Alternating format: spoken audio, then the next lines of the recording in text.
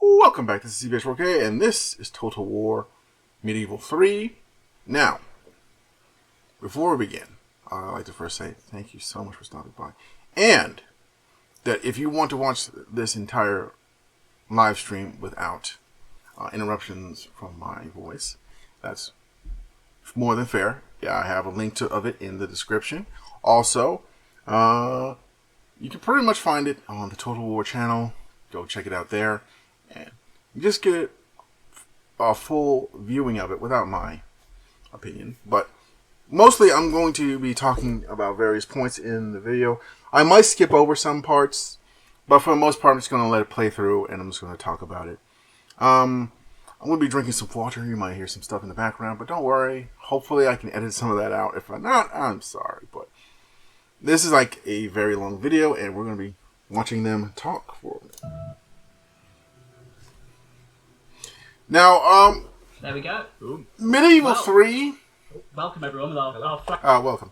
Medieval 3 is a case study in people being excited for it. Now, before we all get like overly hyped for it, just bear in mind, they're still kind of in the planning phases by the looks of it. They're not done yet. They're still they got our vision at the beginning. They're working on a new, and then they're working on the engine. I don't know if they're making a new one, but I do think they're basically starting from scratch. Actually, new smart intro, really cool. Welcome everyone to Building Medieval 3 Sieges and Settlements. I think. Hopefully they make a new engine. Hopefully. Thank you very much, everyone. I know a lot of people don't like the watching this after the fact. We have current engine really cool for Total War. I forgot the name of it, and I'm not going to look it up. That it was Settlements and Wars. Now it's Settlements and Wars. Now we've had a lot of names. Okay. But yes, we're here to talk about all those kinds of things, right? So we got Joss, in fact, I can Leif, throw up a little and bit Paul. about what we will be talking about. Okay. There we go. Fancy swap. Okay, that's a good we've got setup. Three kind of distinct bits today, Mm-hmm. And we have two esteemed guests, who many of you will recognise from last time, who will talk us through this. Mm-hmm. So firstly, we'll be talking about our vision. So correct me if I'm wrong, but that is more of a discussion, right? So we'll be talking through that. Okay. Then we have a tools workshop where Life here has brought some videos to show along. Yep, sounds a little. Okay, so our vision is basic battles, sieges, and basically. Okay, now when they say our vision, I would think we should all just assume that maybe this will make it in, maybe it won't. It's a 50-50. It's too early. We'll see. In-engine is much more likely to be in the final product. So hopefully we can, and Tools Workshop is basically how they're going to be building the thing. A bit like a show and tell. But, building the game.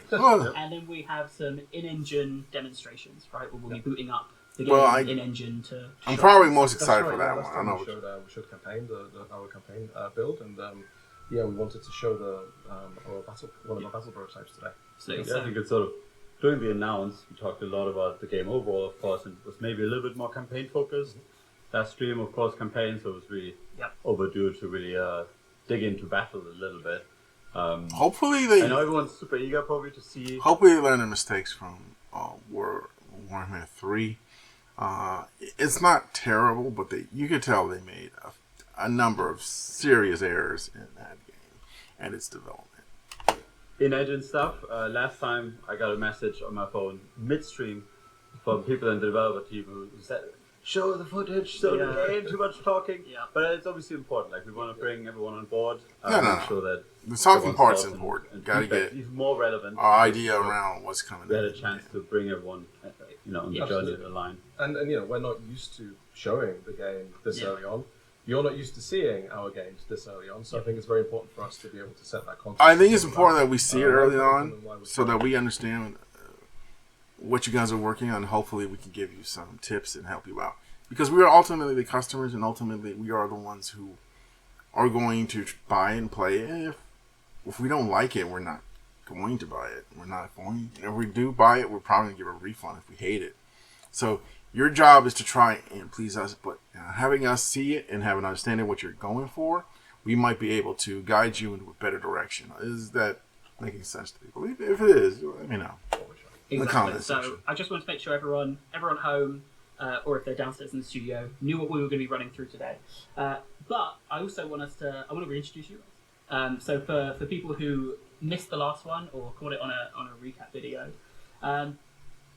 just care to introduce yourself. So Life, you were here last time. You've got the name under you, I think. Creative. You had it somewhere. Creative director. Yes. Hello everyone. I'm Life. I'm the creative director on Medieval 3. And what is a creative director? Just for those who don't. Well, ultimately, I'm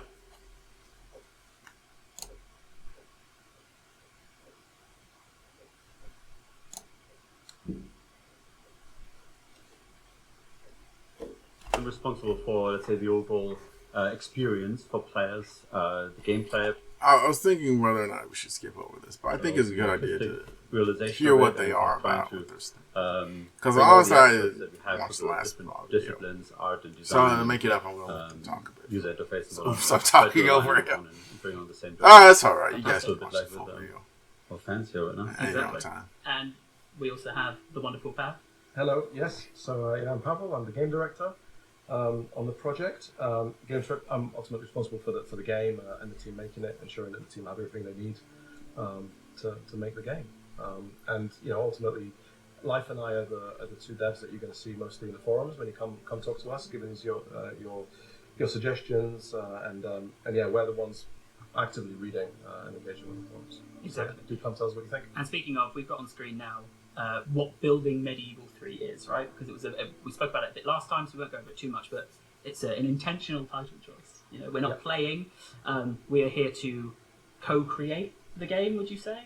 Yeah, this is these are the opportunities for us to kind of show the progress we're making during pre-production, because we are in pre-production. The game becomes more and more playable as we head towards production and ultimately in production. So hopefully this will help them a great deal. Kind of show you the guts and avoiding those mistakes of previous Total War games that hampered their success. Towards the production of the game.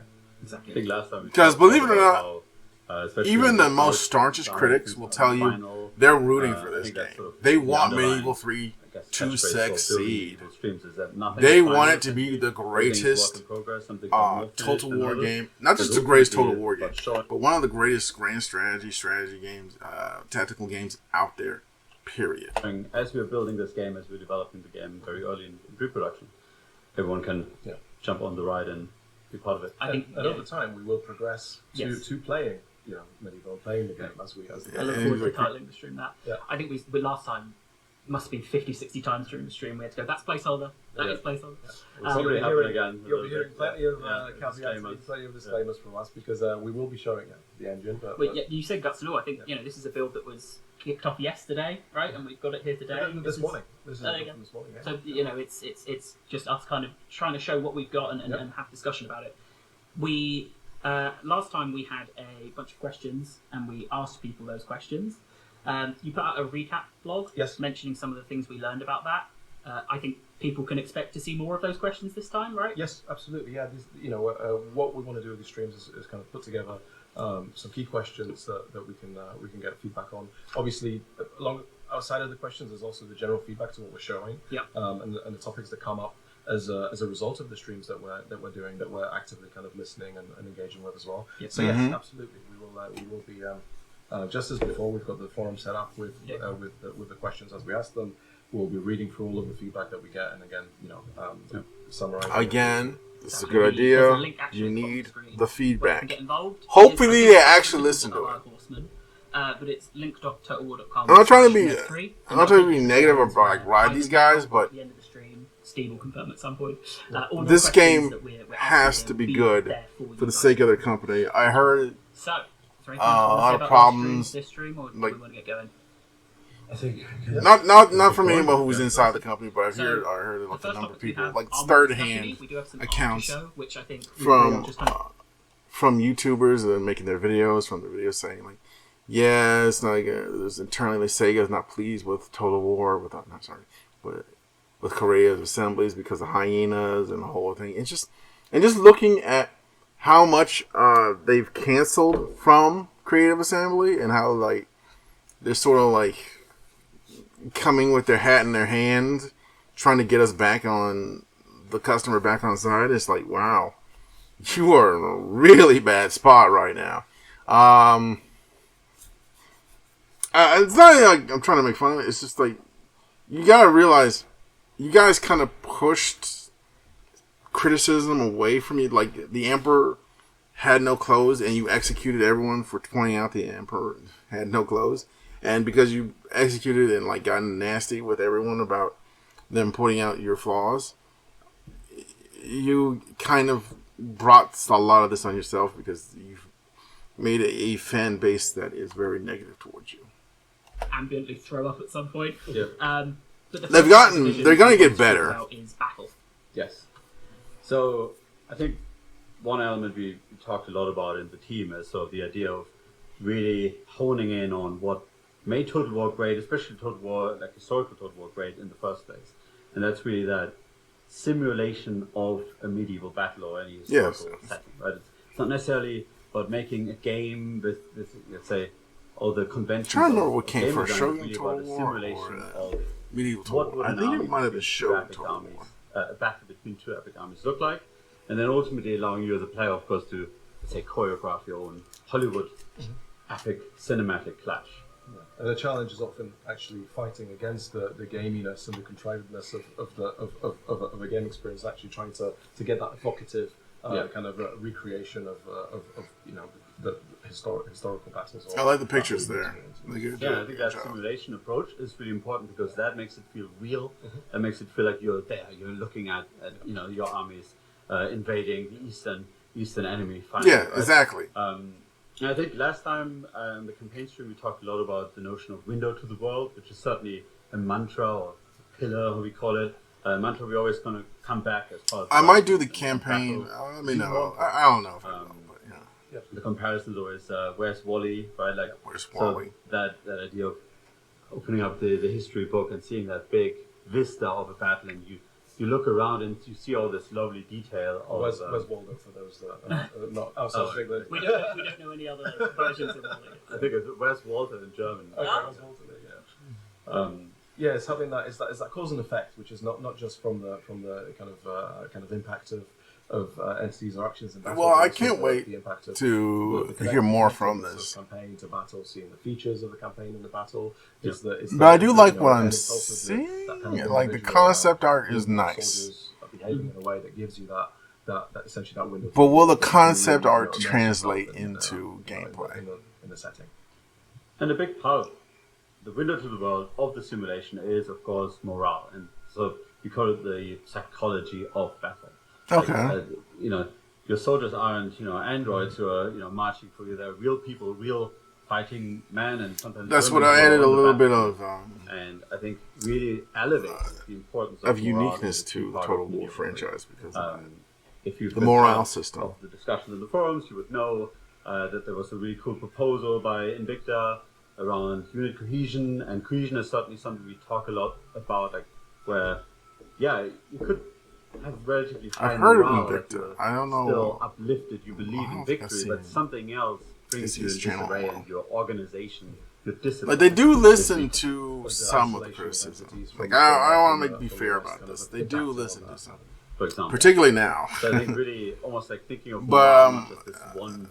It's hard to listen to criticism, especially when you're working on something really hard. Is a big part of. I always tell it like this: I would prefer you tell me something's wrong now before we go to release, than tell me the problems after the release. So it isn't just as easy as Unit A counters Unit B, right? Yeah, absolutely. And because now they can do stuff about it. They can fix it. The terrain, the environment, other kind of events within the battle that can impact on the effectiveness of a unit, the psychology. Now, what do they mean by events in battle? And yesterday we had a design discussion with the team where a great example came up around knights, right? And how knights in the medieval battlefields, they were essentially not really a unit you could counter. Like there isn't a unit that you have where you're like, oh yeah, these are anti-knight units. So you really have to think about, okay, how can I now apply almost like grand tactics to ultimately, let's say, engineer a situation over multiple decisions, perhaps using multiple units to bring these knights down. Wear them down, exactly. Ground types. And that ties into the importance of fatigue. Maybe you can bring in almost multiple waves of poor peasants that ultimately whittle down the prowess of these knights, and then you lure them into difficult terrain, like so many historical examples. I hope they do something with the year card art experience. Again, it's early on. We're I know not seeing you the looked full at the thing. TV. I don't know why the screenshot's open to see. It worked 2 minutes before we went live. So you've spoken a bit there about fatigue. What would you say is the aim for the pace of a battle in Medieval 3? Yeah, so that's something. So this is one of the more important things about gameplay in the Total War games is pacing, the battle pacing. And one way to control it is with fatigue, and another way is with morale. Thing that we talked a lot about, as you can imagine, that all Total War titles previously, I think they're roughly a similar pacing, but they're clear different shifts. Yeah, exactly, shifting. So the Total War feel, shifting that around, and we're very curious about what the community thinks, what the feedback is. But I think our aim currently is to slow down tempo a little bit, ultimately making sure that your decisions, you feel like you're able to make more strategic decisions that you can layer on top of each other. More pronounced sense of phases, and talk about that a little bit more in a bit, but essentially almost like getting the feel across that, okay, now's the skirmishing phase. Now let's first think about how can I dominate the skirmishing phase of battle? How can I set up that first clash of the lines? And then, okay, now the lines have clashed. What do I do now? So a little bit more of that strategic feel in battle. For sure. Okay. And obviously the army makeup and setup will affect that depending on the type of battle, but so it's always going to be a kind of sliding scale of sorts. But yeah, basically more time to think strategically. So I can see some people talking about it. I can see chat; it's going very fast. So if the team out there see anything that they think we want to answer, I'll pull from it. But some people are asking, what is this an in-game screenshot? Is it concept art? What are they kind of looking at here? Well, this is of course concept art, so this is not in the game or in engine. But I think it illustrates some of the things we talked about here with the window to the world, in a sense of how the UI is meant to be really lightweight. It doesn't get in the way of the experience. One thing that I think we really love about some of the titles like Medieval 2 is how the UI and the sort of almost like skeuomorphic, like the flags in the world, they feel really like one. It doesn't get in the way of the experience, and I think that's sort of the benchmark we are honing in on. Obviously, all very early, but that's sort of a target look and feel shot here ultimately. Yeah. The other thing that I've already mentioned, campaign battle connection. Okay. Something that I think we care a lot about is that when you are in the battle, you can almost recognize where am I on campaign. You can locate the battlefield, you know where it is, or vice versa, right? Like when you see your location on campaign, you know, okay, if I load in, I will roughly have sort of this environment, that sort of. Okay, so I'm glad they are keeping true to that aspect of it.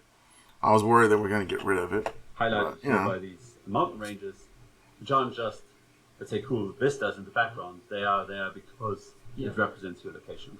And I think we've touched on it in the past. I think I even responded in a forum that it's been a challenge for all of our titles. We've achieved it to varying degrees, different games, from different systems, giving us that kind of connection. So we're trying to find the right balance between having the clear campaign kind of landmarks and areas presented in battle that are recognizable, immersive. But in a way that's sustainable for our teams to be able to create and test as well, crucially. Yeah. That's good. It's good. I can see a question from chat, and I don't know if you even have an answer for this at the moment, but I think I saw it a couple of times of. So firstly, people commenting on the pace and what you've spoken about, which actually is a question we're going to throw to in a minute, so we'll get back to that. But asking about what kind of size maps you would be aiming for, and if you're aiming to make bigger maps to help slow down that experience, or if it's about other mechanics within the map, right? The terrain, the unit types. Yeah, so that's of course a very it's a contentious topic. I think we replied to this very. I do like the fact they're taking questions from chats. But it depends on who's in chat. Like we think of Total War has a very specific game feel in battles, and there's a certain sense of how many control pieces. There's a bunch of trolls in chat. chat. Do I care about? You don't have to listen on the battlefield. Sometimes it can be. But people are asking legitimate questions. Pausing required because just so much is going on. So currently our aim is to represent a roughly similar army size in terms of control pieces. That then translates, of course, into, let's say, how many soldiers you would overall expect on the battlefield. And that then translates a step further into the environment, where the environment is too vast. It feels like that proverbial sausage in the hallway kind of thing. Like it has to have a certain tightness overall. So So to your question, yes, it's very much to do with the unit types, the ground types, the weather effects, all of these things kind of feeding into it. And we are focusing on that kind of core Total War experience within Warcraft, and making sure that we can get all of those pieces working to in the best way we can, without introducing kind of unknowns, like playing with messing too much with the formula. So yeah. I do have one last note here on this section of a discussion of momentum. If there's anything else you wanted to talk about with that for context. Yes. So it's ultimately the idea that when we looked at a few historical cool benchmark battles, right? What became really apparent is that the most dramatic battles, the ones you would want to see a movie about, are the ones where sort of victory was snatched away from the jaws of defeat, right? Where sort of something looked pretty bad, and then something happened somewhere on the battlefield, and the battle was turned around. And that's sort of the notion of momentum, that if you would watch the battle, you would see, things are going poorly, but then momentum turns around. Yeah. And, Interesting. of course, Grunwald. Because that does happen a lot in in the older Total War style. I don't know if it happens too much in the newer ones. Things turned around. Bouvin, Battle of Bouvin is another example. Agincourt to a degree as well, even though it's famous more for other things, but also a case of not necessarily just that the underdog. I mean, Total War Warhammer has moments where it does that. One side is doing poorly and then can turn things around. Yep. And that's something we're really. But it's mostly due to the spell system. Again, morale comes into this a little bit. So if you could which imagine, is kind of unfortunate.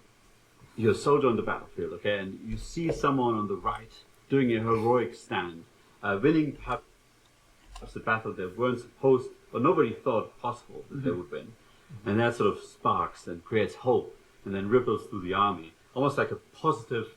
We have chain routing, of course, but almost like a positive jolt of hope that can easily be squashed again. It's not like now the avalanche is turning, but can create a spark where you can either achieve victory yourself, or where if you're doing well in battle, you have to be mindful and be careful as all. The right battle cry in the right moment, right?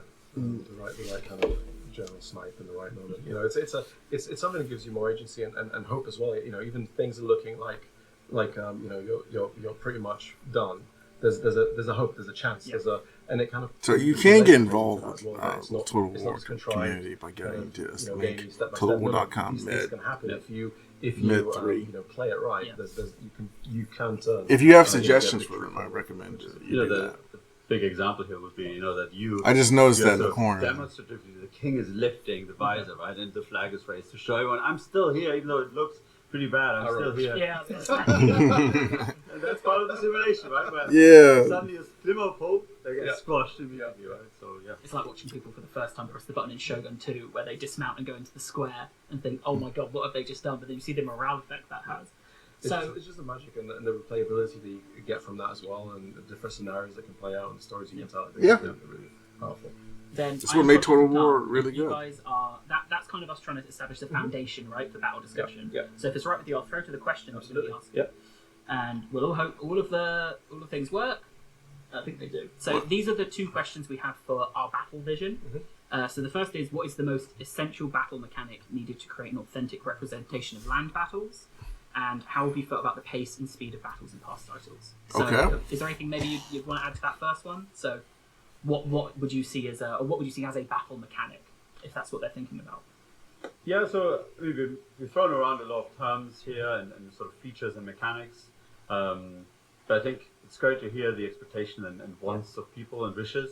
Ultimately, cohesion is something that we had a lot of internal chats on discipline, and then seeing the discussion in the forums and in Victor's proposal on cohesion, we're like, maybe we should really look at it more from a cohesion angle, and we saw the benefits and we sort of merged our approach, right? So I guess if there are other things people want You notice I'm kind of muted on my opinion. I'm waiting for them to get to take an intro. in-game We demonstrations. haven't spoken about supplies, for But I example. do think You know, there's lots of different things that we could, supplies. Yeah. Because right now this is just like theory Anything crafting. then on the pace and speed of battles? Any extra context you want to give? Yeah, well, we talked about different sort of wars having different paces. So just hearing thoughts on what, what players think about the different titles, the benefits, and of the different paces, I think would be good to know. I think it's the way we look at it is always double checking our assumptions with things like this, right? And our assumption certainly is that, generally speaking, the community for historical titles certainly wants a little bit more of that slow down, like a slower pace, a bit more strategic, and it's good to confirm or perhaps dispel. Absolutely. Then I will quickly ask the community team if they know if the forum posts are up yet, just so I know whether to push people there or tell them to hold. But for now, then we can move on to our second section of our vision, which is now we've got the foundation, right? We all know what the aim is for battles. We can talk a bit about sieges, which is more why we're here today. Right? Yeah, and we thought it might make sense to actually start with the campaign context briefly. Last time, I believe, in the forums, there was a lot of talk around our intentions on the war and peace cycle, right? So that there's a clearer sense of, okay, war is breaking out now. Okay. The realm mobilizes, and you fight a few decisive battles, and then, an outcome is made, like peace is made, a deal is struck, and you have that sort of rhythm. And we see sieges very much as almost like the climactic moments, right? Like when you first defeated the enemy king in battle, and he's fleeing to his capital, and then that's where the final stand is made, and that's where you crush and That's where you crush them, achieve ultimate victory. So sieges has some of the climactic pieces in that war and peace cycle. It's a huge investment in time and effort, and it's not something that we want to occur, every other turn. Lots of sieges all at once. So it's that's where the war and peace cycle, the pacing of war comes in really. Yeah. And that's again sort of let's say an assumption in terms of community sentiment is that in past titles maybe we had a bit too many sieges, and I think that's something we look definitely. at where, also from an authenticity point of view, like a medieval war wasn't just siege after siege after siege. Even you see campaigns in Italy would have been counterpoint to that, but I think good to say verify this. Yes, so that's the first part. That's basically the context. So the way we think about it is less sieges, they're rarer, but they're more epic. Right? So and really leaning into a lot of things we now talked about in terms of battle, a bit slower pace, a clear rhythm. Right? When you think of sieges, you really think of, okay, it wasn't just about the wall. It was really about, almost like overcoming the settlement itself. Fascinating. To big legacy features from past titles that we're really excited to bring back, multiple layers of walls. Where you again. Whoa. Multiple layers of walls? Okay. You have me now fully engaged. Before, it was just like, you're just going to do one wall and that was it. Now they're talking about multi-layer walls. You see that rhythm forming where, big clash when you attack the outer walls, then a bit of a, let's say, regroup period for both armies, and then again, big pace. And again, a clear campaign to battle connection where you're investing in the defenses of your city within the campaign. You're upgrading your walls. You're upgrading different elements, and that's represented. That's in battle. good. So you're investing That in is campaign. very good. It's directly represented in what you're seeing in the battlefield and how many I thought they were just going to do simple wall campaigns, but no multi-walls? layers of wall of defenses you have. That to could defend really your up the argument game back of the whole right. thing. So how paranoid you are will really affect how easy it is then to defend when you're attacked. Yeah. And that's, of course, again, like the window. And also, I like what they said. They're not going to make it just about siege battles, because a lot of Total Wars, unfortunately, have a sense of siege battles and just conquer. Some of those battles weren't about siege battles; they were just about battles in the field. Sometimes. Rest of the world, right? Where you, I think last time talked a lot about window to the world is the immersion, the detail, but also reaching through and manipulating the world and leaving your mark, and that's definitely something we're gonna come back to in a bit. Fair few people asking if moats are something you'd consider. Yes. Yep. That's so far. That's the intent. If we can make them work. I didn't know if they were in the in-engine demonstration that we have. No, not yet. They're actually just this morning. I think this morning was a post. Oh, I have a first version of it working. Yeah, it's not in this one though. We increased the depth by some meters this morning. Make it harder to swim across. That would be an example. Last time, I believe we talked about building perks, which was a term that people really didn't like, and we didn't like. I believe Cody once he was suggesting improvements. Building improvements. Yeah, building improvements. Yeah, maybe it kind of. But modes is something we consider as a good example for that, where on campaign you generally upgrade walls as a separate building chain. Okay. And then a mode would be something like an improvement you attach on top. Yeah. But we'll get to that later. I think we've got a question where we're going to. Like a +5, you do modes. Well. Like tier 5 Then, walls, you do. Just to show one, that we were, say, we're cultured enough. A great inspiration that we had. Luke, one of our senior designers, he found this very, very early on. It was sort of a driving force. It's a painting by Éloi Firmin-Ferron about the siege of Rhodes when the Hospitaliers captured it in early 14th century. I'm seeing it. Great book. And it's sort of a really, let's say, vibrant and evocative picture of a siege, like painting of a siege, where you really get that sense of, where's Wally or Waldo or Walter. The window to the world, you see that detail, but you also see the carnage and you see the emotion that's in it. So I think a great picture to sort of, that was the early driving force behind our concepts. fantastic. Then, if it's right with you guys, we will ask the question we have for our vision section, sieges, and then we will move on. So, Okay. Question 2. Yes. So the first one of these is very similar to the last one, which is what is the most essential battle mechanic needed to create an authentic representation of siege battles? So we'll have the answers for land battles, but if something, it could be the same answer, right? It could be that something is really key for both, but if you think there's something that's more important for sieges, it gives the opportunity to air that out. And then how important are 360-degree sieges, which is attacker deployment fully encircling the city for you, and how often are you making use of multi-pronged attacks? That might be one worth explaining. That's a good one. That's a very good one. So that's a very good question. Go, guys. Go on. Understanding that one of the key, let's say, the manifests of Total War siege battles is 360 sieges, right? That the entire settlement can be part of your battle space, your battlefield. And it's something that I think we're really keen on bringing back, or have brought back. But one thing that often comes up is essentially restrictions more from a campaign angle. Mm-hmm. There are cities like Leon is an example we talked a lot about, where historically it was always attacked from the south, right? So when you would invade these lands, you would have to attack the city essentially from a fixed angle. So you lose, let's say, the traditional Total War 360 deployment option. Mm-hmm. You're restricted. For that battle, based on campaign context, you can only attack because of the river or other, typically environmental factors. And sometimes there's also an authenticity angle where certain settlements were just so vast, to accurately represent them in scale, our battle would contain maybe just one kind of angle, potentially, right? Which is something that comes up as well. If we want to really show the scale of an epic city, we should potentially provide different kind of areas of attack. So it's an interesting kind of dilemma, and something that we always, when we approach a historical Total War, it's a topic that always comes up. Yeah. And again, which is why across our Total War games, there are different approaches and different titles. There are. I will say, I thought I was going crazy because there's that little horseman covering the word, and it's just on ours because we've got the YouTube feed. Okay. So there's no horse.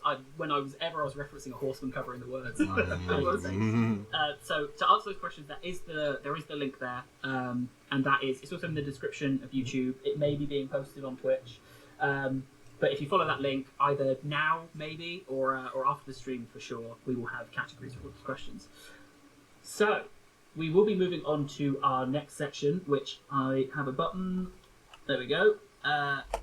Okay, so before you leave, I think they tried. They answered it, but I felt like they danced around it a little bit too much, in my opinion. So right now, I wouldn't bank on multi-pronged attacks or 360-degree sieges. Okay. Full disclosure. I think they might be doing that, but let's go back and let's hear them again, because just one kind of. But one thing that often comes up is essentially restrictions more from a campaign angle. Mhm. There are cities like Leon is an example we talked a lot about, where historically it was always attacked from the south, right? So when you would invade these lands, you would have to Attack from the south. essentially from a fixed angle. So you lose, let's say, the traditional Total War 360 deployment options. You're restricted. For that battle, based on campaign context, you can only attack because of a river or other, typically environmental factors. And sometimes there's also an authenticity angle where certain settlements were just so vast to accurately represent them in scale. Our battle would contain maybe just one kind of angle potentially, right? Yeah. Which is something that comes up as well. If we want to Okay. really show the scale of an So- activity, we should potentially provide different kind of areas of attack. So it's an interesting. I noticed like what is the most essential battle mechanic.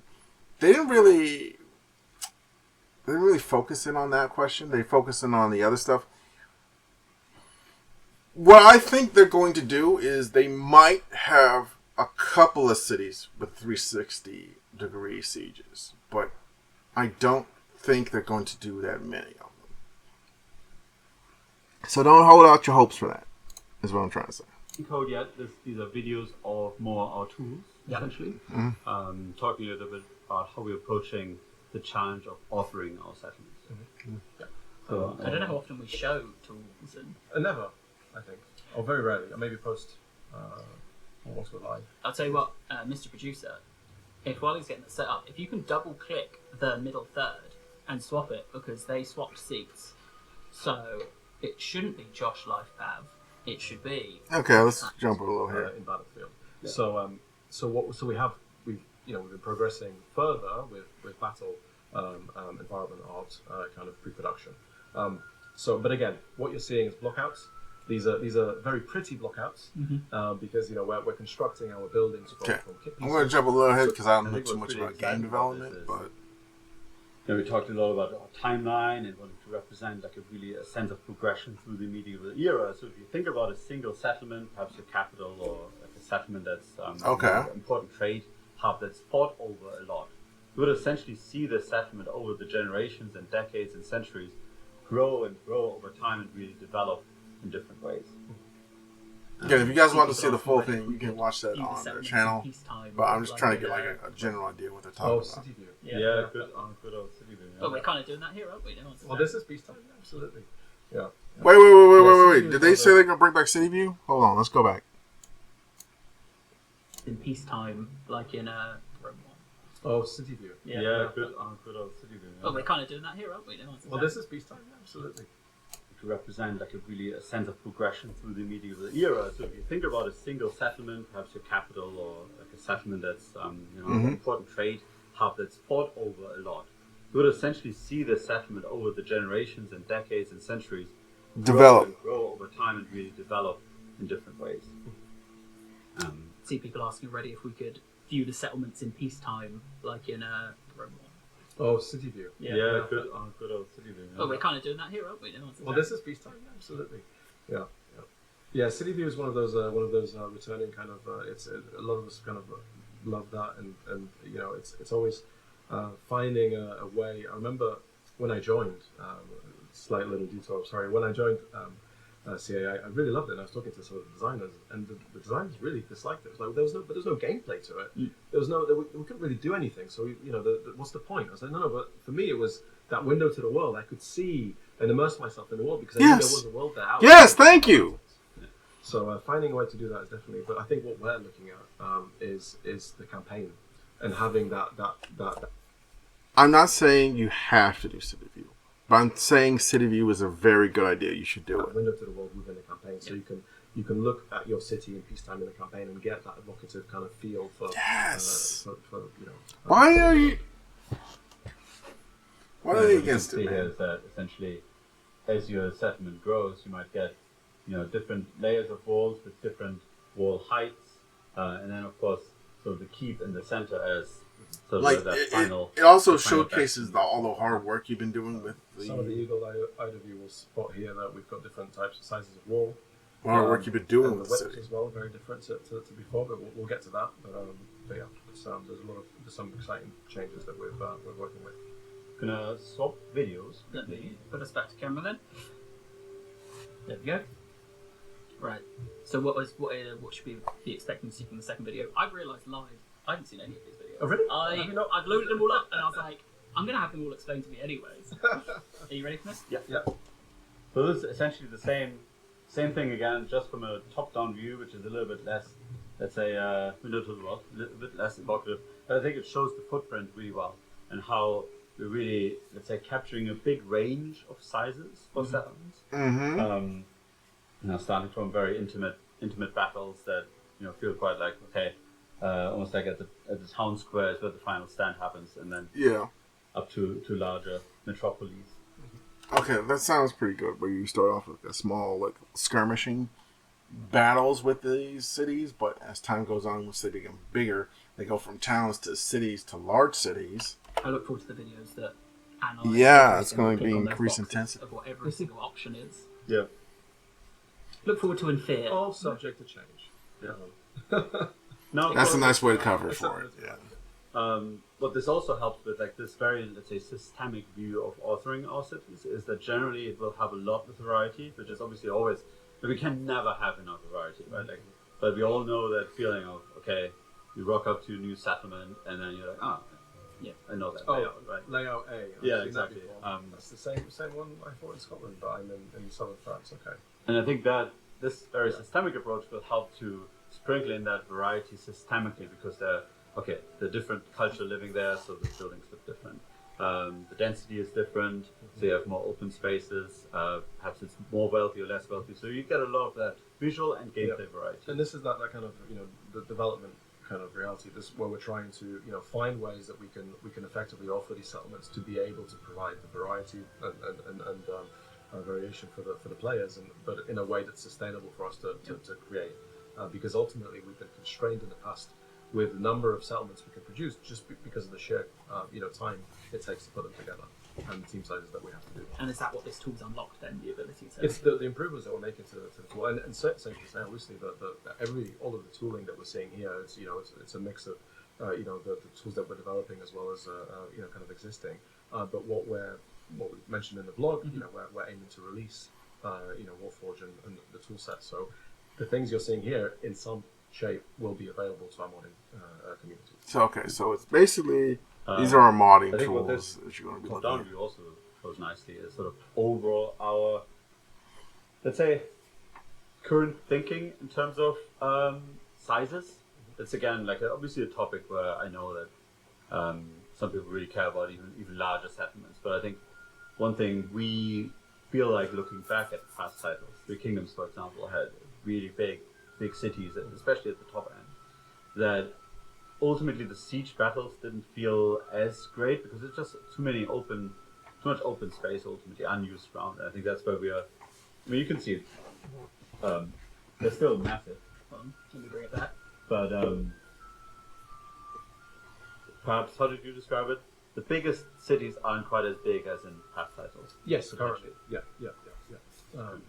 But but again, it's for us to find that right balance, because it's and it feeds to the pace as well. The pace of the battle at the different stages, and also the agency of what you're able to do. I mean, again, one of the things that we loved about past titles that had the multi-layering is the agency that you had to do. Be attack in different ways or defend in different ways. The 360 comes into it. Yeah. As well. I'm just looking ahead So, because these are the different kind of. pretty much jumping ahead because I don't want to say don't want to be here. It's just that And of course, there can also be exceptions. If you think of Constantinople. Well, yeah, we mentioned in Attila, for example, Yeah. we had two exceptions. We had Rome and Constantinople, which were huge compared to everything Back else. okay. For these cities, we might go a bit larger. But, these are all jump ahead because next video. You good to go? I want to see. I really want to talk about the walls and want to talk about the fun, kind of the fun. Because right here we're in concept mode and we're not really in I kind of just finished thought idea that mode. Some people saying one person saying, I always say some people because I can't read the name quick enough. Okay. But it's actually it's Mr. Dogba. Mr. Dogba. Constantinople was the best city siege map. Yes, it was. Yeah. It was one of my favorites for sure. Well, Pretty epic, I loved it because it was just so big. And actually, another example of a single attack direction as well. Yep. Even though it was I hope- technically 360. You don't have to do all for that, all of the cities, but it was a single attack. a large number should be an epic battle for people. Because I never got to Constantinople. I never So kept. this It is about never world- maintained my interest to that wall point. Authoring. This is showing off our new wall authoring tag, which I guess the big highlight is that it allows for non-rectangular shapes, essentially. Wiggly lines, you could say. For anyone seeing this that may be familiar with other game engines, tooling, games, may think that this is standard, right? But no, this is something that our artists have been planning for many years, and we finally have the ability to kind of draw walls. That gives us far more flexibility when constructing settlements, and again, it speaks to that. Speeds up the process. Speeds up the process. So again, sustainable workflows to be able to create more content for the game. It's really good stuff. And again, something that will be available to our modders. That's just what I was about to ask. Yeah. You can make a city in the shape of your own name. If you like, yeah. Will it play? Who knows? Well, Now this is going to be part of their modding tools again, right? I'm thinking about just jumping ahead because, I don't want to just say I'm not interested in modding tools. I'm more interested in what they're actually going to be doing rather than ideas. Be represented in battle, so some examples there, and some stuff I think you guys spoke about while the video was Okay. going. So constructed buildings, landmark terrain, and reinforcement of rival positions. So what is campaign context? Yeah, just overall on that, I think Total War is an interesting franchise where sometimes we joke about it's 2 games in one, right? And Yeah, it is too sometimes you can see in the community like, campaign is more important, no, battle is more important. I think where we're at is that we understand that the beauty of Total War is both coming together as one experience, where the battles Yeah, it is are one awesome and experience. cool because they matter because they're part of your campaign. You wouldn't want to just play your campaign.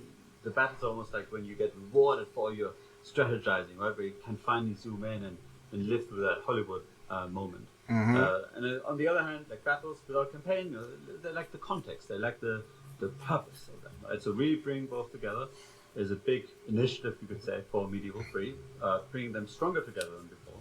Yeah, And that's where this could work out if you keep that mindset. So we're thinking a lot about these connection points, but if there was any, here. so we talked about a few things like population density. So we're already looking to represent. But you didn't really population answer density that with question. the buildings that are present in the battle. We talked about things like specific buildings or upgrades. Yep. I understand they want to keep and certain really things a anything else secret, that- though. that I think They don't we want to tell you what it is right kind away. of speak to that ambition of having this connection. I think one thing I'd say that we saw from some of the last discussion we saw, and would be nice to kind of emphasise here, is just because we've mentioned something, that doesn't mean it's not worth talking about and mentioning in there. So even for the questions of what's the most important mechanic, just because we've said morale, that doesn't mean they go, they're doing morale. This is the other thing. It's really useful for us. So we spoke about moats, we spoke about wall levels, knowing what that general expectation, including the things we've spoken about, lets us know where we're on the right track, as well as what wants to be seen in addition. And likewise, we've called out some of these questions that we're posing here. But if there's something that we've spoken about that someone out there feels strongly about it, stick a forum thread about. Look, you said this. Exactly. Let's dive into it. Let's Exactly. dig in and- People get. I don't think you don't have to be like jerks about it, but you do have to bring it up a number of times so that they understand that you, how can we strike that you, the audience, want this. taking a lot That of you, the feedback on customer, board, but not trying to serve too want many this different in your levels. game. You're I paying think that hard-earned certainly- money, And we do have a to clear play this direction video for the game, which is partially and it's important that they understand what you want from it, what your expectations are from it. founded also on. If our you don't have, understanding of the if you game. don't give them what they're, Like Roger was what they saying, need that to we- basically build a better game, Yeah. then you shouldn't be surprised if it's a worse version of it. Yeah. And vice versa, they should be listening to the audience more than we read everything. We read everything. Or, Customer. as much Let's as we say can, we customer. process The everything, customer's we most discuss important everything that we feel like is in really this relevant, and we're interaction trying to, because they're the ones And paying it's really for it. interesting because we love our games. We play our games. We're huge fans of Medieval and the game that we're making. Often within the team, we're debating, A or B, and maybe we have an equal 50-50 A or B. And then again, when we look at what the community is saying, we use that in those conversations. Say, well, actually, here is the sentiment around this particular feature. Let's maybe consider that, right? Because we absolutely know what we want to do here with this game. But again, this game is important to everyone. It's Medieval 3, right? So we want to get everyone involved so we can hear what the community voice. Mm-hmm. Fantastic. Well then, I'm going to swap us back to main camera. So Life is going to get set up I guess an in-engine build. So this is our game. our game. This is Battle. Currently, this is our settlement prototype. I would say. Okay. Prototype map. Yep. You ready for me? Yeah. Let's do it. We will be essentially playing. Even though we're still building Medieval 3, we'll be playing a We'll little be bit. clicking here on there. There's I mean, Which has me slightly anxious, but we'll be actually playing essentially through moments or vignettes, how we called it, right? A few key moments in this. That's right. Yeah, we want to point to some of the things that we're talking about. So we'll be talking about the various improvements and things we're looking at. Obviously, this is pre-production build. Okay. So as we've mentioned before, the buildings, they've got roof tiles. They look pretty. These are blockouts. These are good-looking blockouts that will inform the final art that we produce after. You will see bugs. You will see blobbing. You will see units getting stuck. The animation set is very limited. There are placeholder animations, but still, the animations don't play out as we intend. We're improving. Obviously, we're looking at improving the pathfinding and the currently right now. Actually, the Pathfinder team are going to be working on improvements to the squishiness of units, Squishiness.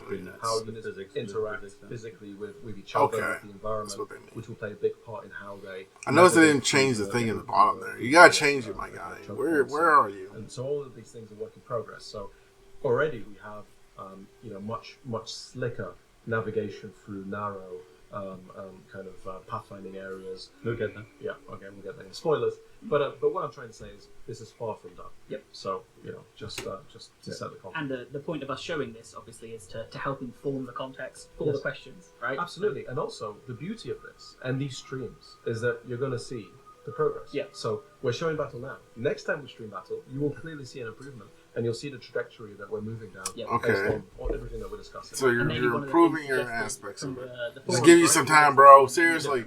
Not saying. Yeah. All right. That's good. Working. Oh, thank you. I've moved the bottom bar along. That's all I'd say. Okay. Let's go. So yeah, that's on pause. We are obviously attacking with a few smaller forces here, attacking.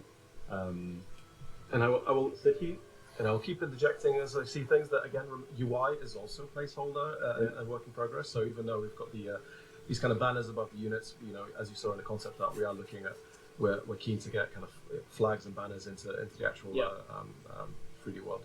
Mm-hmm. And you can see First casualty of Medieval 3 there. Yeah. And just to showcase like a little, let's say, mechanical nugget here, just to. You got butt ladders? Do you got butt ladders? Let's see if they have butt ladders. Not necessarily psychology of battle per se, but with archers you can now actually suppress enemy units. So you can see now here, this unit is suppressed because it's been fired upon. Suppression will, for ranged units, reduce their.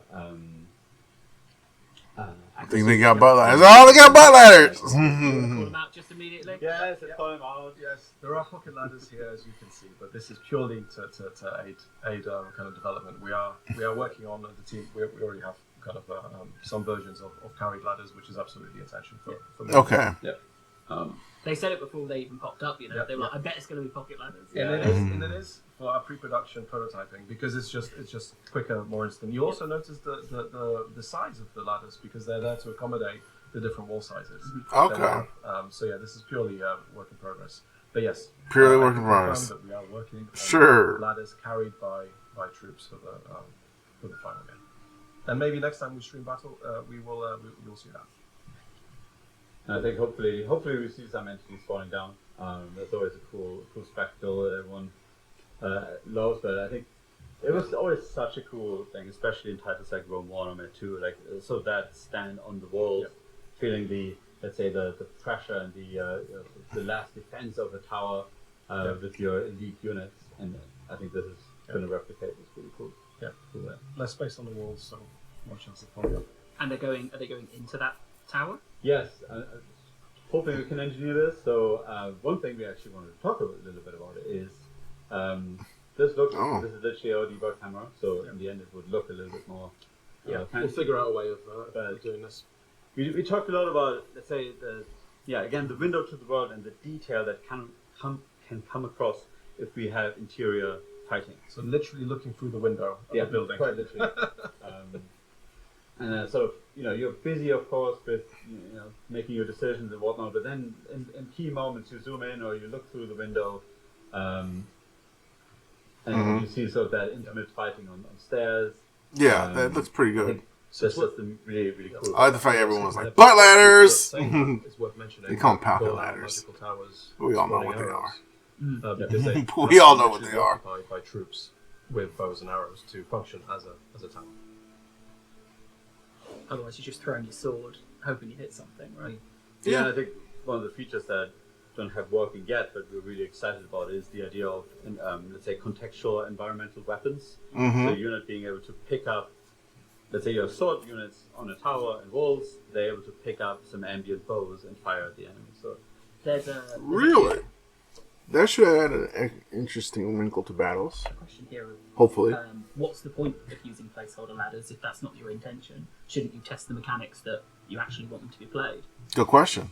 Well, I mean, yes, but that everything comes in order. We have to prioritize what we develop first, and we know that we want ladders to be carried. Yeah. So that's done. We don't need to prototype that because we understand the constraints and what we need to do that. What we do need to prototype is the size of the different walls. Yeah. The entities traveling up those ladders to get to the wall. So it's prioritizing where we put the effort when, because we have to. We have a team. We have a finite amount of time. So That's fair. In game development, as any software development, prioritizing. Some of you were screaming pocket ladders. I know it's going to be butt ladders. Reconfirm. Pocket ladders, they're there for testing. Yeah, right? absolutely. Sure. Well, sure, buddy.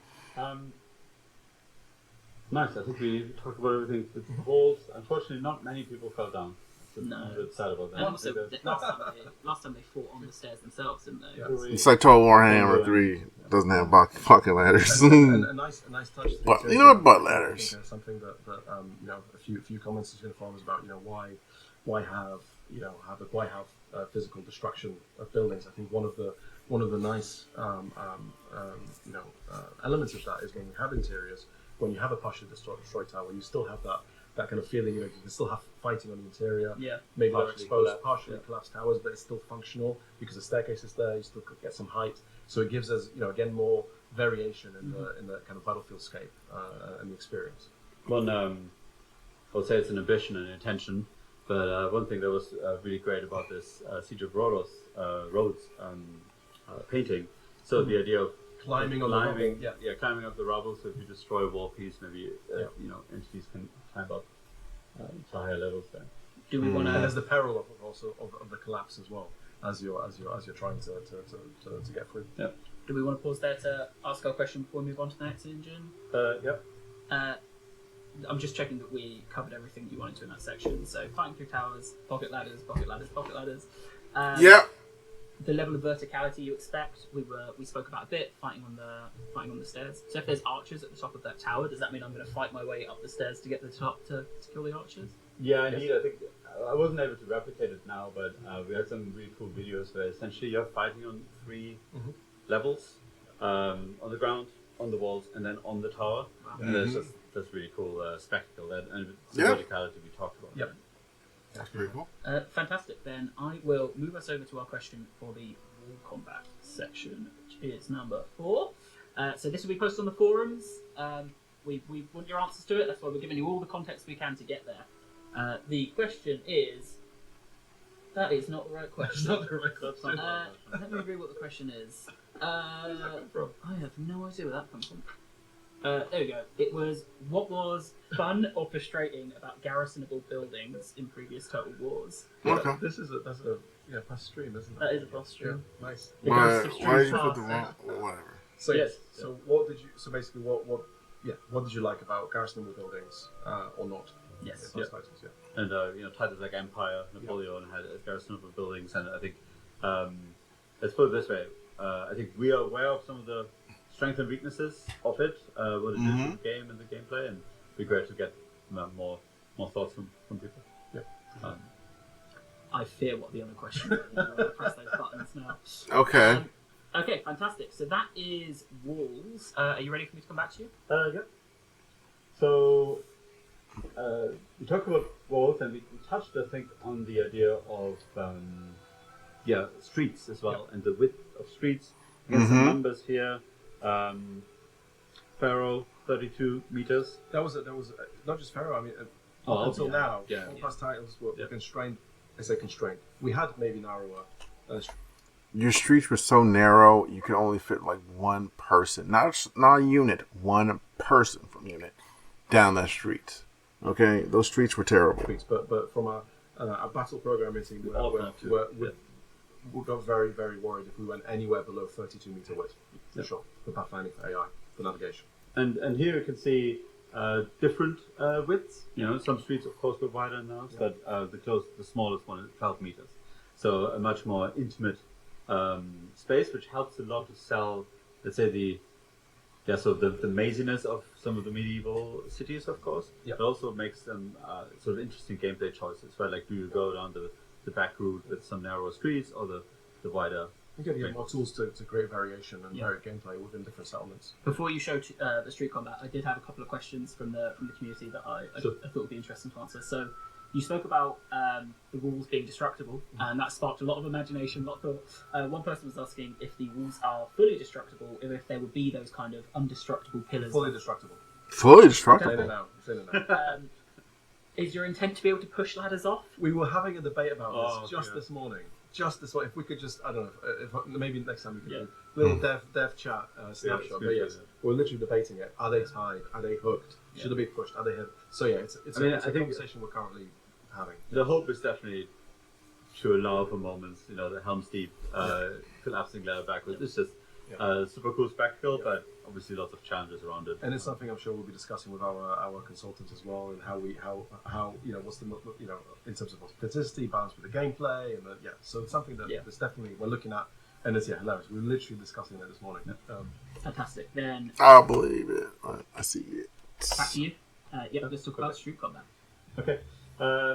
We wanted to show essentially some of the improved navigation through these narrow streets. The navigation's important, Especially in older titles. mostly because anyone who's played any Total War game can tell you the navigation was a little bit off at It's getting various stuck. There's still, it's still not perfect, but it's definitely settlements. iterative steps in the right I direction. don't think it's just settlement. And with that also is the user experience of They have a of tendency navigating. to So, fumble around and get things awkward like spots. dragging out units and controlling your units through these tight spaces is something that we've been concentrating on as well. Mm-hmm. You see that here, like a bit more of a seamless drag out of units in the environment. As we discussed in the beginning, I think our goal or intention is that generally movement through the streets would be more fluid. Again, like the bridge essentially between the big climactic moments, outer walls, inner walls, and the keep. And that fluid movement is also something that we're looking at that we mentioned in terms of the collision of entities. So also when units interact with each other, when we're talking about battle lines, battle lines kind of moving, enveloping, flowing, it all kind of feeds into this and what we're trying to do. So is the intent there to make it feel like it is a group of soldiers, right? There's some individual movements in there that are... And that's where the talk of the psychology of cohesion comes in, the isolation of entities, and then pushing and staying together and holding, and the impact on morale and the psychology, all of that, is systemic in a way, stemming from these improvements that we're looking at. Before the next segment, I'll have to do some shenanigans here. Okay, then shall I throw us over to the question? So let's. I mean, honestly, let's just see what comes up. Hey, it's the right question. Okay, nice. Okay. So the question we have here. So you've seen a bit of streets, a bit of pathfinding, and how we have it. So the question is, what are your hopes and fears for multi-layered sieges? So that is the progression from holding the walls, losing the walls, falling back, street fighting, and then, as we'll show in a second, then defending the keep. Right. Yeah, that's right. So, Because we've had, again, in past titles, we've had the multi-layered sieges. We had obviously Medieval 2, we had in Shogun, and there's different, like I say, pluses and minuses. There's the flow, there's the pacing, which we've covered already, all the way through to last stands at the keep, and it's basically a broad question around, from past experiences and your understanding of the period. What are your hopes and dreams? I think you guys were talking about where would people want the majority of fighting to be, right? Mm-hmm. Is it 50% of the keep and the others are just fallbacks that you've lost? So it's kind of just general feedback on that. I'm actually really fascinated by this. I think the worst, let's say the pitfall we want to avoid is essentially a sense of slog. Right? That would be the Yes. worst version of a siege battle. It's like, okay. The I think slog and sometimes in siege the past, battles in it's Total really War about have been this terrible. rhythm. Shogun 2 comes to mind again, where you had these plateaus, and there was a clear sense of, okay, I've captured that first one. I regroup my troops a little, rally them, essentially reorganize them, and then I make my next push. I think that's sort of the. And this is the beauty of Total War. and Multi-layer right? procedures. Because then that slog is then affected by these kind of pivotal moments, the change that can occur. Also the various upgrades, what defensible upgrades, how they can, or lack of, changing the pace and the balance of all of that is key, and how all of these elements interplay. Yeah, I guess that's something that hopefully the earlier videos showcased a little bit. That when we say multiple layers of walls, I mean, not every settlement will have that. No. Right? It's basically the No. investment. It's your investment, or the state. You of poor the- investment the- city is not the going city to and- I don't know. That is, What are you I trying to can't say wait here? to see that shot. That's such a cool shot. But I just want to say, if Steve's listening, which I think he is, if you can just confirm if all of the questions are live in the forums, because I think we can start pushing people there now. So that link in the bottom right-hand corner of your screen, that will take you to the forums, Yeah, I said that before, but where all of these questions we've asked. Be fantastic if you could give us some answers there. We'll look through those, read those, maybe another recap blog when we get towards our next stream to summarise what we've learned from that. Okay, he said the forums are live, should be, we'll find out soon. Okay. You tell us. I'm Forums Live. Have a look at the link. Are you ready for our final? Yeah. So Yes. this is our final section of the stream, right? Yeah, pretty much. So before we start, I think we're talking a little bit about defensible positions. That's essentially almost like another wall layer or fortifications that we would love players to be able to essentially construct and customize. One of the things we talked about very early on is essentially defender gameplay and sieges. Like, how can we make sure that a defender feels like, okay, I can actually, let's say, have some authorship here. The attacker decides where to attack. They had a lot of siege actions on campaign, perhaps, and they sort of they determine how the battle plays. And the defender is almost more like the backseat, right? Yeah. How can we give more authorship? And of course, tried similar things in Attila with barricades, and this is almost like like an evolution of this, inspired by some of the Italian sieges, for example, where the settlement was besieged and the population itself almost like was rallying and trying to improvise defenses. Yeah. And that's really the fantasy of these. These are positions that would probably look like improvised cards being thrown over, perhaps little watchtowers quickly raised. That's sort of more of that improvised element of these are the people of the city have now help build it. Stood up to defend. stood up to defend. All right. So we have two of them here. We can try to attack them with our troops. Then we'll be like, We do have water. There isn't, so yes. Doesn't go all the way around, so it's not legally a moat. That is not a moat. No, No, that it's is a river. that is a river. This is a river. They just need to ditch. Yeah, absolutely. and this is just Oh, that's essentially pretty cool. one version of this right now. It's a bit, let's say, put together of multiple pieces. You can see some barrels that people push to place, some obviously grey block, but there might be raised platforms that were quickly put together by the carpenters of the settlement, and then currently it's multiple units essentially manning these, but the goal would be that you can take perhaps just a single unit and essentially make your stand there.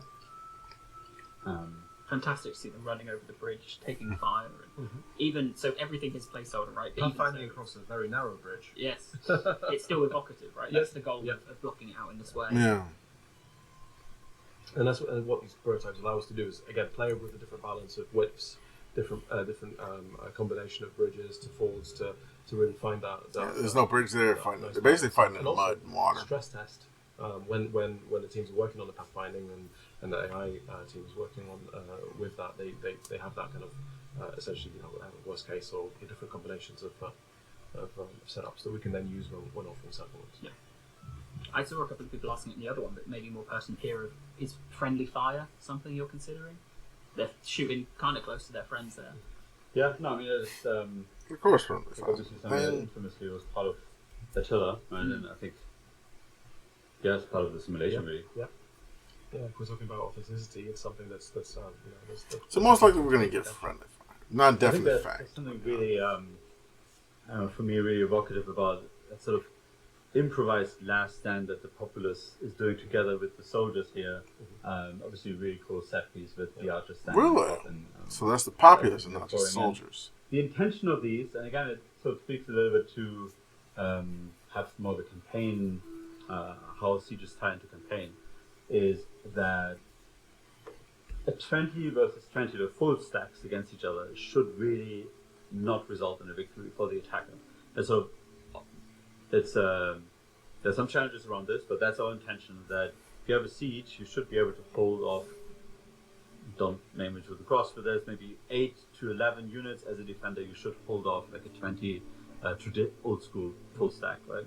And obviously that's only possible if you have measures on your hands to actually apply Well, that that makes damage. sense. Well, If you can well, be easily taken by a small in force, defensible position would be then it'd another be a way bad to idea. It'd be hold like the pointless place to have with one or two fortifications. units and because really dish out. Fortifications should make it very hard holding defensible positions for you to be the invaded. settlement upgrades, And but they also your ability to peel back as well, right, and fall back and utilize the defenses effectively at the right time. So there's definitely an element, that classic element, right, of kind of retreating through the layers to your if you have them, right, because obviously less developed and earlier settlements will not. Of course. Yeah, you can see here the unfortunate end of our. I just like the look of the overall battlefield right now with the bodies in the water. And then You've lost your very first Medieval 3 battle, really. And No, well, it was you've got to just- push through to the keep. Yeah, we can. You set things up that this is hard to lose, basically. Say onto the keep. And crucially, as with the towers, the keep is more than just a box. There is an interior that you can actually fight through. Interesting. A keep interior. Oh, there's some archers. I like that. That is very good, actually. Yeah, well, you could. You could retreat all the way to the top, and have a last stand from. That is the cool. of the keep. Yeah. Will they keep that It's, going? I don't Probably know. going to be impossible for me to replicate now, but you were able to get some really cool shots and scenes where essentially now within the keep, soldiers are fighting their way up. Yeah, we had an epic kind of playtest where you could literally see the soldiers fighting up the stairs, making their way to the top. So like That's pretty cool. There's archers coming down to meet you. The stream, at some point, it will go from building Medieval 2 just watching Medieval 3, and we'll just watch live climb up towers and keep. Yeah, that's nice. And there's of course a lot for us to improve in terms of how smooth the navigation is through these very tight spaces. I mean, we talked about how it's. This looks very well done. Like the sieges look, I'm kind of excited for some of the sieges. At the same time, I know that this probably won't be. It all kind of feeds into Some of this probably won't be in there. and the behavior and interaction of entities, and it'll feed. But I into do the hope way they keep interact a with each large other, and portion of fighting, it, like pathfinder, potentially, toughness of them, particularly the battle in the keeps. works to achieve a much. Yeah, I'm looking at there's torches too.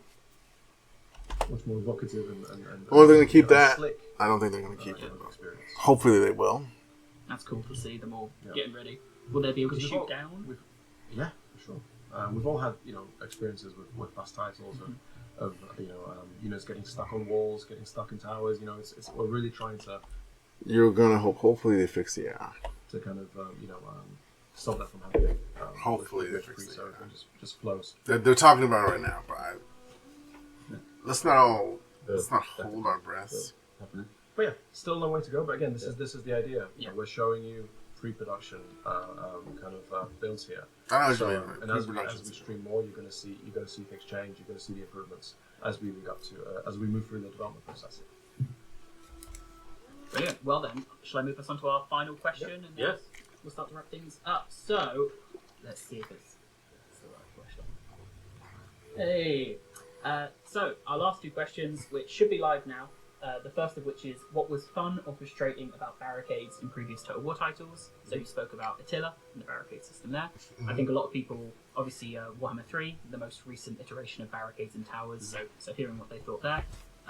There was actually a fair bit of discussion I saw in the chat about, would I be able to build towers like in Warhammer 3? No, that's not something you consider in the battle now. It's more of a, I guess it ties into the campaign context. Yeah. Over seasons and months of siege, you would Yeah, we want to kind of have that approach where anything significant you invest in the campaign on the campaign side, and the battle side is more of the kind of what you already have, kind of bunch together. So And make the sure- kind of pre-battle, the final assault, bang out the final within preparation. a matter of a couple of hours. Exactly. Yeah.